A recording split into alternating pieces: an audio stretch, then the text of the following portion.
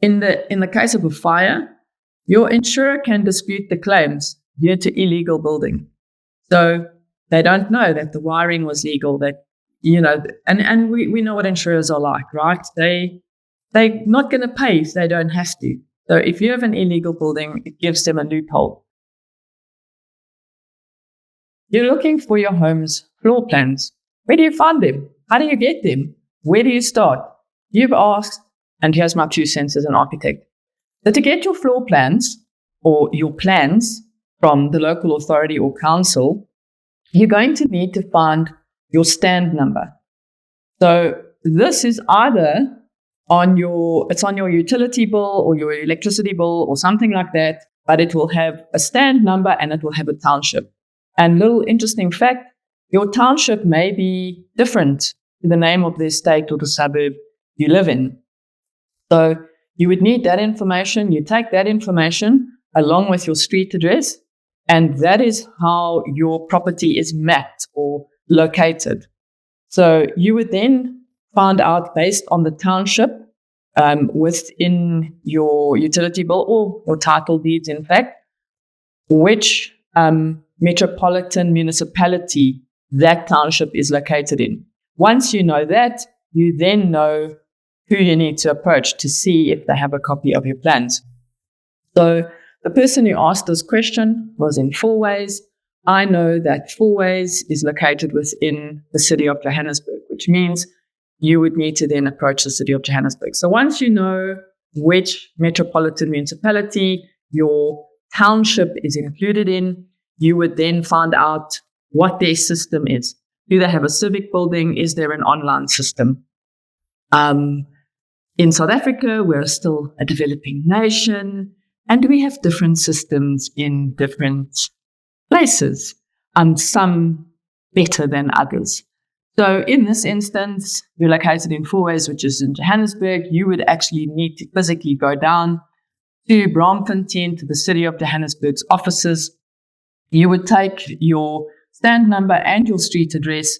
You would go up to corporate GIS and you would see if they have a copy of your plans. Now, very interestingly, in South Africa, the local authorities' opinion or the stance that they have on whose responsibility it is to have plans is they see it as the homeowner's responsibility to have a copy of their plans, not them. And it's a little bit like your car papers. To prove ownership, you should hold a copy of those papers. So that's how they take that. That's the stance that they take. But remember, leave Karen at home, go with a big smile, be friendly. You get more bees with honey. Go there. There are actually helpful people there, and try and get a copy of your plans. Now, in the event that you don't find any plans, what I always recommend to clients is that you ask for a letter stating that you have been and that no plans were available. Why? This becomes important because if you want to do, I'm assuming you want to get plans because you want to do renovations, or maybe you want to sell your property. But it is important to have a record of that so that if you then draw up plans and submit them, the whole building is not deemed as a new building, but there's a record that you did actually go and look. So get the letter. You will then need to hire somebody to measure up the building and draw up your plans. Please be aware that that person needs to be registered with SACAP. They needn't be an architect. You could get a draftsperson to just come and measure up the building and draw it up and then submit it to the council for approval. But it is important that that person is registered legally in South Africa. To draw up and submit plans, you have to be a registered professional. There are different categories, and we'll do a video explaining those different categories at a later point. But it is important that the person is registered. So that then means you're going to have to incur some cost and you're going to have to draw up your plans. Another thing that is important, and it's something that I mention all the time, if you are wanting to purchase a property, an existing property, please, in your OTP, insist that the seller supplies you with a set of approved plans of the building in its current configuration. And that's critical, the building in its current configuration.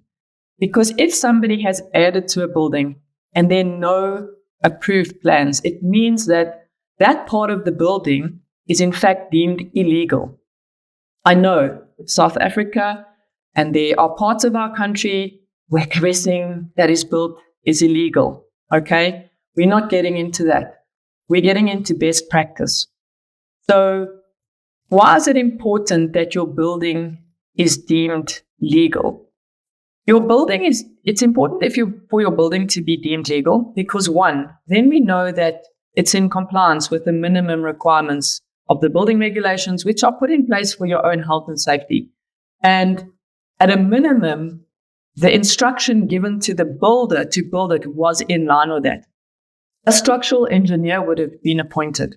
That person is responsible for the integrity of the structural items. And the third thing is that your homeowner's insurance is actually valid. What do you mean your homeowner's insurance is valid? If you go and look at the document, and it's not in the small print that's in your actual policy, there's generally a whole other document where they have all the inclusions and exclusions. If you go and look at that document, you will see that under your building's insurance, illegal buildings are excluded from your homeowner's insurance. And I think years ago, there was a big case with a macro, where macro had burned down.